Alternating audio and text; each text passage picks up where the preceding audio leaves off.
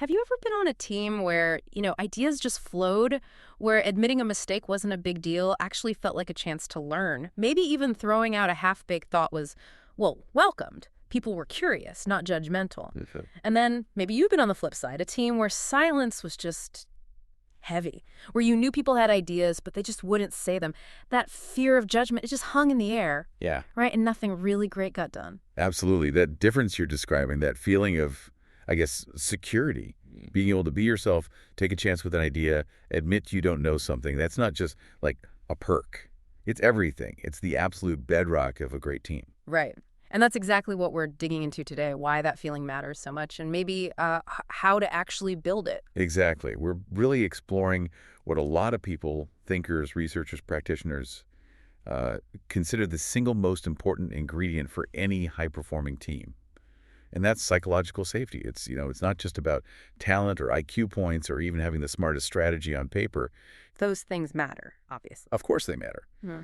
But they only really work. They only truly shine when you have this underlying foundation in place. Yeah. So our mission today in this deep dive is to really distill the core idea of what makes a team feel safe for what the research calls interpersonal risk-taking. Okay. That shared belief that it's actually okay to be vulnerable, to speak up. Mhm. And we want to show why this isn't some fluffy, soft skill. It's actually the hard-nosed foundation for real, sustained team success.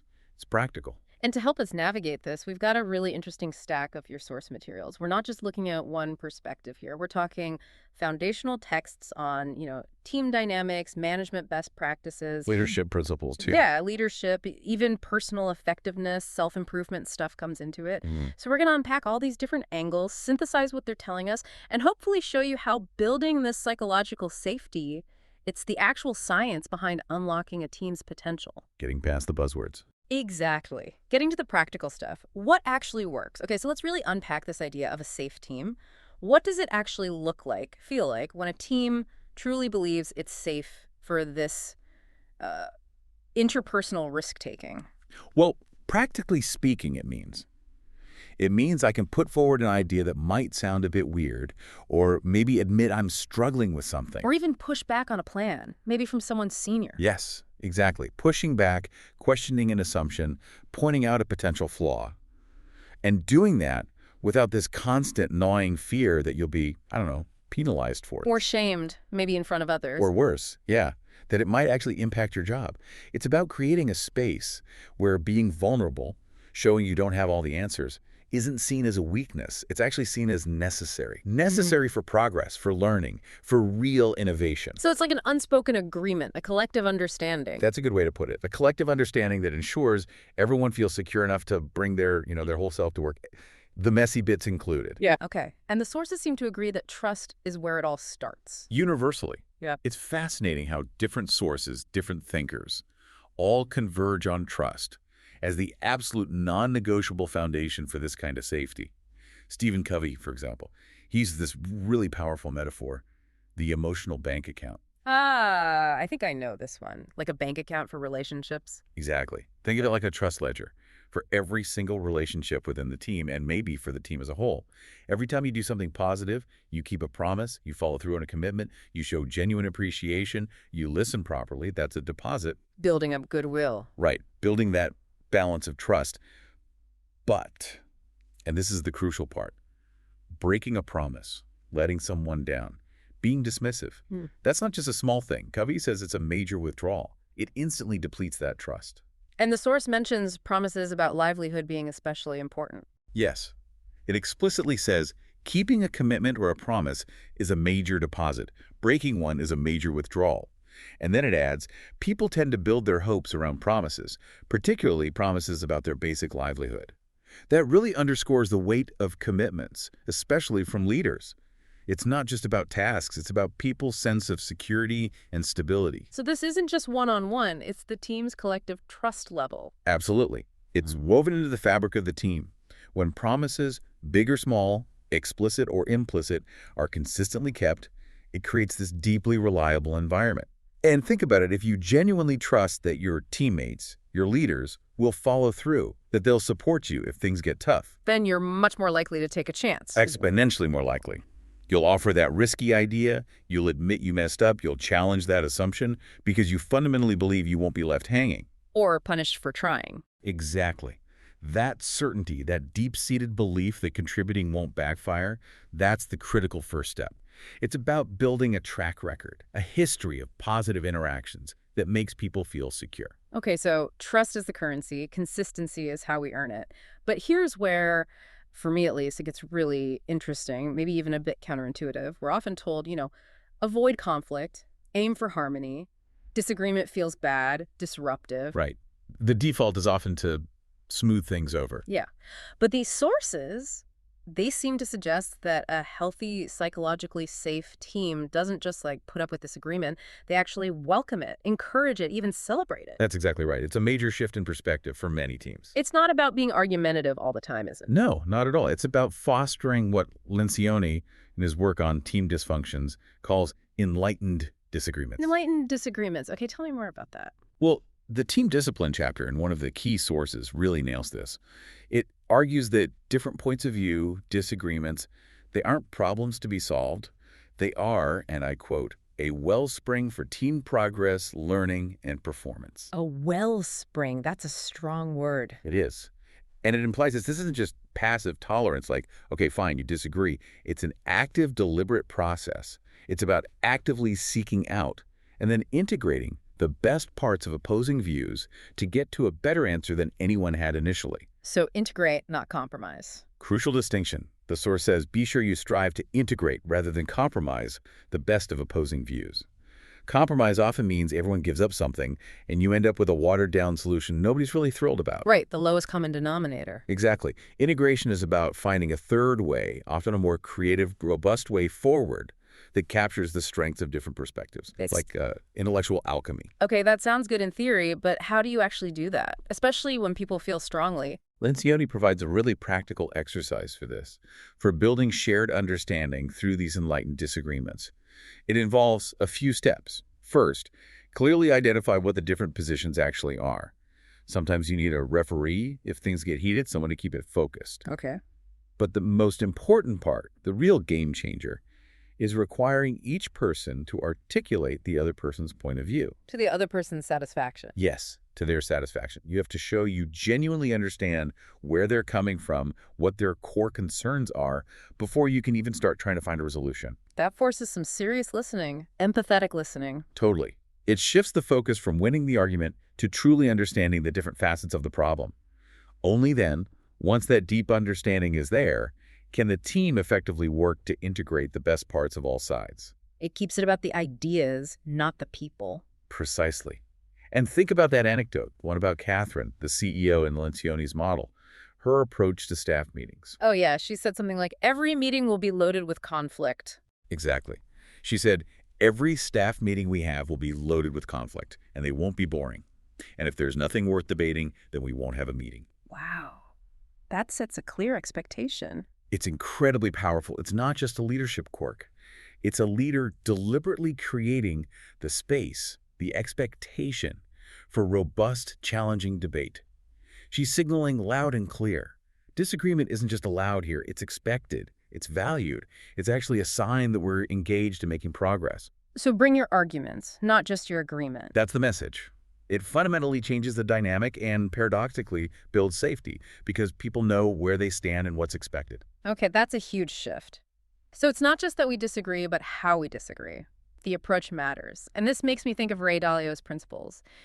The whole idea of radical open-mindedness and humility seems critical here. Absolutely critical. Yeah. Because it directly addresses the how. It's one thing to say, okay, disagree. It's another thing entirely to genuinely listen, consider you might be wrong. That takes real effort, real humility. It does. And Dalio tackles that head on. He raises the essential question, how do we make sure these disagreements stay constructive and don't just turn into, destructive arguments or personal fights? Right. How do you keep it healthy? His framework suggests everyone has the right and actually the responsibility to try and make sense of important things. But, and this is the key, they must do it with humility and radical open-mindedness. Radical open-mindedness, what does that mean in practice? It means actively fighting our natural tendency towards confirmation bias. where we look for evidence that confirms what we already believe and ignore stuff that doesn't fit. Yeah, we all do that. We all do. So radical open-mindedness means genuinely, truly being willing to consider that your perspective might be incomplete, or maybe even just plain wrong, even when you feel really strongly about it. The source even suggests when you are less believable, start by taking on the role of a student in a student-teacher relationship with appropriate humility and open-mindedness. So approach it as a learner, not an expert if you're maybe less informed on the topic. Exactly. Yeah. And it goes further. If you've tried to see it through someone else's eyes and it still doesn't make sense, Dalio suggests you should appeal to other credible people. And if you still can't agree after all that, you should seriously consider defaulting to assuming you might be the one who's wrong. Wow, that's tough, especially for leaders or people used to being right. It challenges the ego. Profoundly difficult. It requires real intellectual humility. But think about the impact on psychological safety. When you combine Dalio's radical open-mindedness, this willingness to be wrong, with Lencioni's structured, enlightened disagreement process, You get a pretty powerful combination. you get a robust, almost bulletproof mechanism for teams to tackle really tough, high-stakes issues. It allows them to explore deeply, challenge rigorously, but without the fear of personal attack. The focus stays laser-sharp on the ideas, the merits, the data, not on protecting someone's ego or status. Because everyone's approaching it with that humility, that openness. Exactly. It recognizes that the best idea, the best solution, often emerges from the collective intelligence, not just from one person, no matter how smart or senior they are. Okay, so we've really established this foundation. Build trust consistently, like deposits in that emotional bank account. Actively embrace these enlightened disagreements and approach it all with radical open-mindedness and humility. These are big concepts, but let's get practical again. For someone listening, maybe a team leader, maybe just someone on a team thinking, okay, this sounds nice, maybe even feels better. But does it actually, move the needle? Does it impact productivity, innovation, the bottom line? Or is it just about team morale? How do the sources connect this safety stuff to actual results? What's the tangible payoff here? That's the million-dollar question, isn't it? And the sources make a really compelling case that the connection is direct and incredibly strong. It's not just nice, it's essential for high performance. If we zoom out to the bigger picture again, Dalio makes this critical point. The more people get in sync about what makes sense, the more capable and committed people will be. Get in sync. Okay. But is that just like everyone agreeing? Forced consensus? No, definitely not forced consensus. That's often superficial, right? Yeah. People nodding along because they don't want to argue, or because the boss spoke first. Yeah, that kind of agreement feels weak. People aren't really bought in. Exactly. Brittle is a good word for it.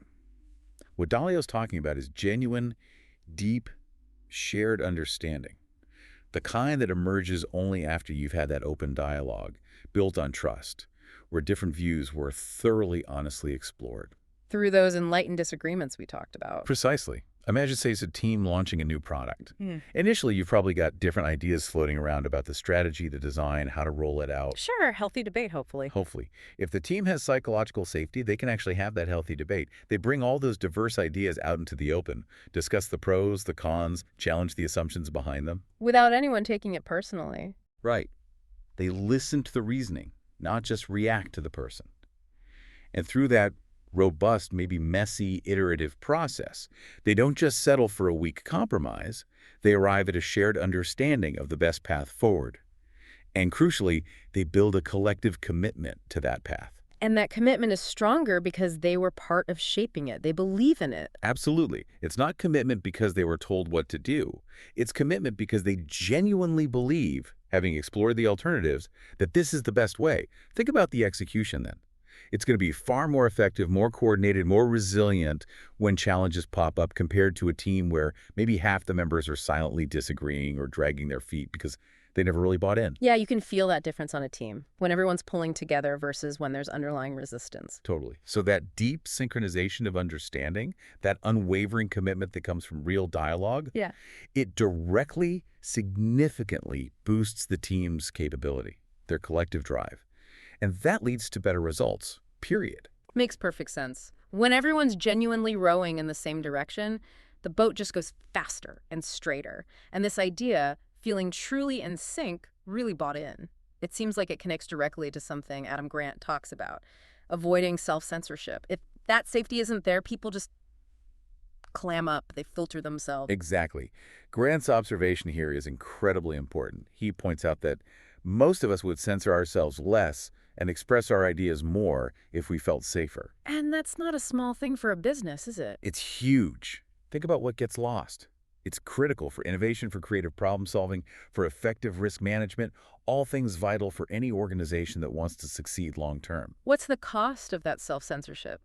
Well, think about the opportunity cost. When people are afraid to share that little half-formed idea that could be the start of something big. Or afraid to question the way things have always been done. Yes. Or afraid to point out a potential risk they see down the road because they don't want to look foolish or be seen as negative or worry about pushback.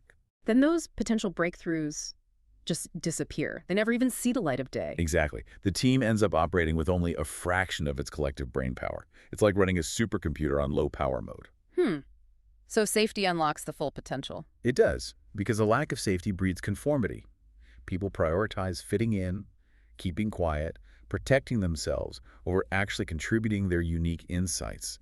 And that stifles creativity. It shuts down critical thinking. It makes the team way less adaptable when things change or new problems arise. So self-censorship isn't just a miscomment here or there. No, it's like this hidden, pervasive tax on the team's potential.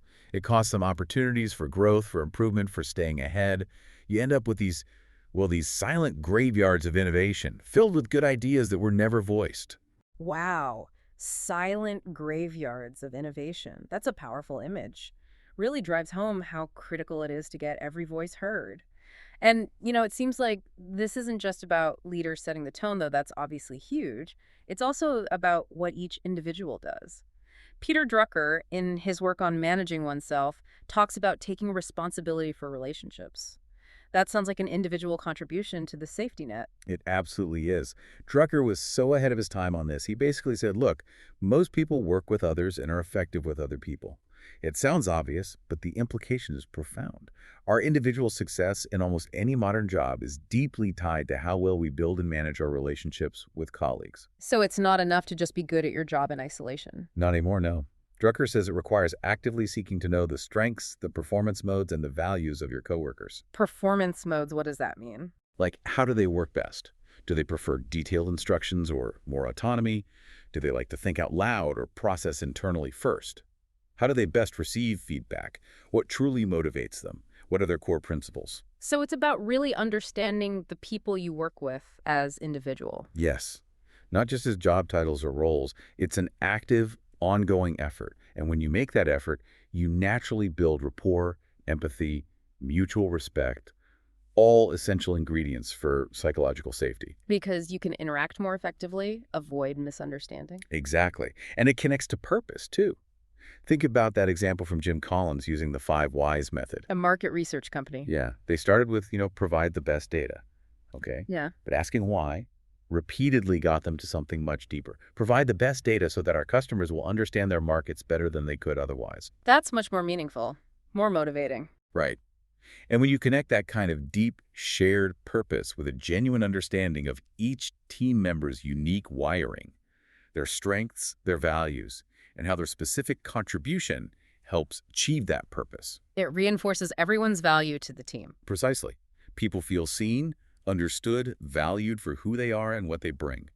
They see how their piece fits into the bigger, meaningful picture. That makes them feel inherently safer, more connected, and much more willing to contribute their best work. That link between individual understanding, shared purpose, and safety is really powerful. And speaking of understanding individual contributions, it brings Kim Scott's ideas from radical candor to mind. Her point about different types of valuable contributors on a team, not everyone needing to be a superstar. Yes, that's such an important counterpoint to a lot of common management thinking. The idea that you need a team full of hyper-ambitious climbers. Exactly. Scott emphasizes that rock stars are just as important to a team's performance as superstars. Stability is just as important as growth. Okay, define rock star versus superstar in her terms. So superstars are those folks on a steep growth trajectory, pushing boundaries, maybe driving rapid change. They're ambitious, often looking for the next challenge, the next promotion. Obviously valuable. Right, but the rock stars. The rock stars are the people who are maybe more steady. They love their craft. They're excellent at it. They provide stability and consistency. They're the bedrock of the team often. They might not be seeking constant change or climbing the ladder, but their contribution is absolutely vital for keeping things running smoothly, for maintaining quality, for holding on to institutional knowledge. So a team needs both, the growth engine and the stable core. Absolutely. Scott argues that recognizing and genuinely valuing both stability and growth creates a much more inclusive and, frankly, less stressful environment. Because not everyone feels pressured to be a superstar. Precisely. People don't feel like they have to constantly chase the next promotion just to be seen as valuable, or pursue roles they aren't actually suited for or don't even want. That makes the team feel safer for different kinds of people, different motivations. It really does. It signals that the team values all kinds of impactful contributions, not just one narrow definition of success. It fosters a deeper sense of belonging, safety, and ultimately makes the whole team more resilient because you have that diversity of strengths and motivations. Okay, so we're completely sold. This safer interpersonal risk-taking environment, it's not just important, it's fundamental, foundational for success.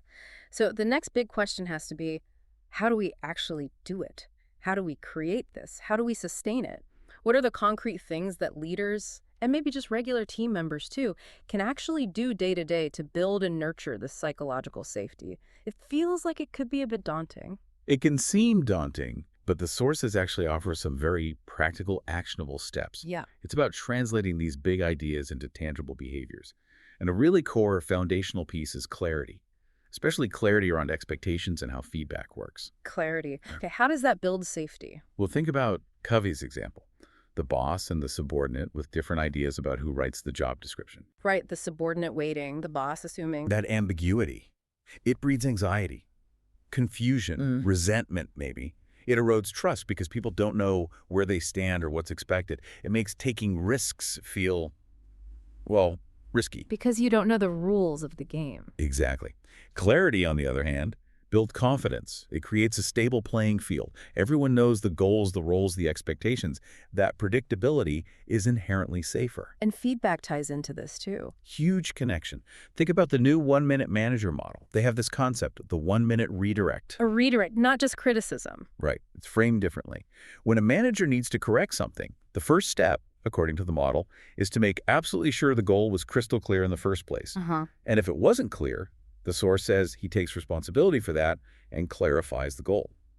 The manager owns the lack of clarity first. Okay, that's big. Taking responsibility up front.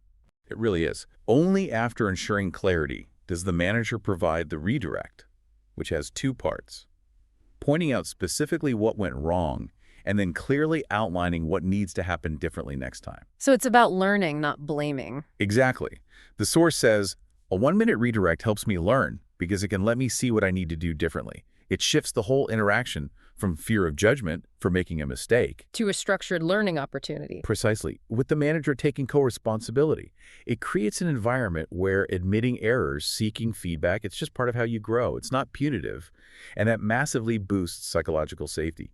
It's about being clear, fair, and focused on the future. That clarity and constructive feedback loop feels essential, but it also brings up maybe a tougher side. Giving feedback upwards, offering candor to leaders, to people in authority, that takes real safety. That's often the ultimate test, isn't it? Yeah. And I was really struck by that red flag system idea from Jim Collins. It seems like such a brilliant, concrete way to actually encourage that kind of bravery. It's an amazing example of institutionalizing safety.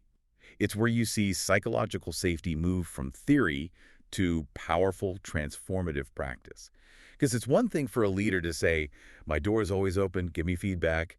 It's another thing entirely to have a system where people are explicitly empowered, maybe even expected, to challenge constructively. And the example they gave was pretty intense, right? The student telling Professor Collins he was running the class badly. Can you imagine? In the middle of class, the student says, Professor Collins, I think you are doing a particularly ineffective job of running class today.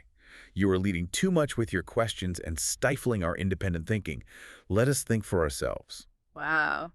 That takes guts. Absolutely. But the real story there, the safety story, it's not just that the student said it, it's how Collins received it. He didn't get defensive. He didn't shut the student down. He actually recognized the value in it. He later wrote that this feedback confronted me with the fact that my own questioning style stood in the way of my dream, but it also pointed the way to improvement, to everyone's benefit. So he internalized it and used it, and the system made it okay to say it. Exactly. The system normalized upward candor. It sent a signal to everyone: challenge is welcome here. Critical observations are valued. Questioning authority constructively is part of how we get better, together. It empowers everyone to own the team's effectiveness, knowing their voice matters, even if it's uncomfortable. That's a profound level of safety. It really is. It's about prioritizing truth over hierarchy. Okay, so beyond these, maybe more formal systems or feedback moments, what about the daily stuff, the little interactions, navigating different personalities? That idea of compatible work styles from the Managing Your Boss's article seems relevant here. We all work differently. It's so vital, because mismatches in style can create constant friction and stress if they aren't acknowledged and managed. Managers who actually take the time to understand how their team members prefer to work, how they communicate, how they process information, what environment helps them focus, and then adapt accordingly. Or at least discuss the differences openly. Yes, even just acknowledging it helps. They foster a much more accommodating, less stressful, and therefore safer environment. Remember the example in the source. The subordinate who was discursive and exploratory, liked to talk things through, explore tangents. And the boss who wanted just the minimum of background detail, just the facts. Right, that's a classic clash. Without conscious effort, it leads to frustration for both. The boss feels the subordinate is wasting time. The subordinate feels the boss isn't listening or valuing their thinking process. So how do you bridge that gap? A good working relationship finds a way. Maybe the subordinate learns to give a concise summary up front, then offers more detail if needed. Maybe the boss practices patience, actively listens for the key points within the exploration. It's that flexibility, that mutual understanding, that proactive adaptation. It signals respect for individual differences. You're not expecting everyone to be a clone of you. And that builds safety. It avoids that feeling of having to constantly mask your natural style. Exactly. And Covey touches on this too. He advocates listening in greater depth, really trying to understand and expressing yourself with greater courage, but always aiming for win-win outcomes. He warns against becoming reactive, or worse, maliciously obedient. Ah, the train conductors. Tell that story again, it's chilling. Yeah, it's a powerful cautionary tale about what happens when trust and safety completely break down. In Great Britain, years ago, the train conductors felt unheard, disrespected, completely lacking safety. So as a form of protest, they started following every single rule and regulation absolutely literally, to the letter, but completely ignoring the spirit or intent behind those rules. So technically doing their jobs, but In a way designed to cause maximum disruption, checking things excessively, adhering to obscure procedures, working strictly to rule. And it brought the entire country's rail system to a grinding halt. malicious obedience, wow. It shows how profound disengagement, passive aggression just completely undermines everything when people don't feel safe or valued. So understanding work styles, listening deeply, avoiding that kind of breakdown, it's all part of the safety equation. It really is. When people feel heard, respected for how they work best, valued as individuals, they show up differently. They contribute authentically, constructively. They give that discretionary effort. Small adjustments in understanding can have huge positive ripple effects. Okay, one last area. It seems safety isn't just about the tough conversations or the work styles. It's also about well-being, energy. That Sony Europe example suggests a broader view of supporting people. Yes, this is a really interesting, maybe more subtle, but incredibly powerful aspect of psychological safety. Often overlooked, the source talks about Sony Europe adopting principles of energy management. And culturally, it became okay, even encouraged, for leaders and their teams to do things that supported their well-being. Like taking breaks, working out midday. Exactly. Taking intermittent breaks, work out at midday, answer email only at designated times, things that help manage energy and prevent burnout. And even asking colleagues who seem stressed or irritable what stories they're telling themselves, showing genuine care for their mental state. That shows the organization cares about more than just output. Precisely. The course also mentions things like dedicated renewal rooms, company-subsidized gym memberships, even no meeting zones during certain hours like 8 to 9 a.m. Little things, but they send a message. A huge message. These aren't just perks. They are tangible signals from the organization. They demonstrate a commitment to employees as whole human beings with needs beyond just hitting targets, not just cogs in a machine. And how does that connect directly to safety? Well, when you reduce chronic stress, when you prevent burnout, when people feel genuinely cared for and supported in their overall well-being, they feel safer, period. They have more capacity, mental, emotional, physical, to engage authentically, to take those interpersonal risks we've been talking about, to bring their best, most energized, creative selves to their work. So caring for well-being isn't separate from performance. It actually enables it by fostering safety. Exactly. When an organization shows it values you as a person, it builds a deep foundation of security and trust. People feel seen, supported, and ultimately safe enough to thrive. Hashtag tag tag outro. So after digging through all these sources, exploring all these angles, what's the big takeaway for you listening right now, thinking about your own team? It seems crystal clear, doesn't it? You can have the smartest people, the best strategy, the biggest budget, Yeah. but none of it compensates for a team that doesn't feel safe enough to truly engage. If people are holding back, if they're self-censoring, if you're maybe even engaging in that malicious obedience, you're just not getting their best. It seems the single most important condition, the absolute prerequisite you must create for your team to truly excel, to innovate, to Yep. perform sustainably, is that shared, unwavering belief that it is genuinely safe for interpersonal risk-taking. Couldn't agree more. It's not just the foundations, it's the ecosystem. Everything else grows from there. Hmm. And by doing these things, we've talked about actively nurturing trust, making those consistent emotional bank account deposits, welcoming, even celebrating enlightened disagreements with structure and purpose, practicing that difficult but crucial radical open-mindedness and humility, genuinely seeking to understand and respect diverse work styles, fostering mutual understanding, and championing well-being, showing you care about the whole person. Leaders and team members together lay that groundwork. It's the bedrock for real collaboration, for breakthrough innovation, for genuine accountability. It's a culture shift, really. It is a shift from maybe a culture of fear or cautious compliance to one of courageous, willing contributions. And what's really compelling, I think, is that this isn't necessarily about some massive, expensive overhaul. You don't need fancy new software for this. Right, it's more fundamental. It's about committing to fundamental human needs within our work lives. The need to be heard, to be valued, to feel understood, to feel secure enough to contribute without holding back. So as you reflect on your own experiences, maybe think about those meetings you've been in, the ones where the silence felt loud. Consider this. If the average team spends so much time in situations where people are silently just going along, maybe holding back that critical piece of information, or asking pointless questions just to look like they're engaged, what unspoken ideas, what crucial insights, what potential warnings are being lost every single day, simply because that baseline psychological safety isn't there? What potential just walks out the door every evening? And maybe ask yourself this, a more actionable question perhaps. What one small deliberate deposit can you make into your team's emotional bank account today? Maybe it's a specific genuine thank you. Maybe it's following through meticulously on a promise you made. Maybe it's truly listening without interrupting for 5 whole minutes. Or what enlightened disagreement could you bravely initiate? Maybe just by gently asking, what are the arguments against this approach? Or could we play devil's advocate for a second? Doing it with that humility, that radical open-mindedness, just starting that shift. Because that's how it begins, right? With one person taking one small, courageous step towards building that safety.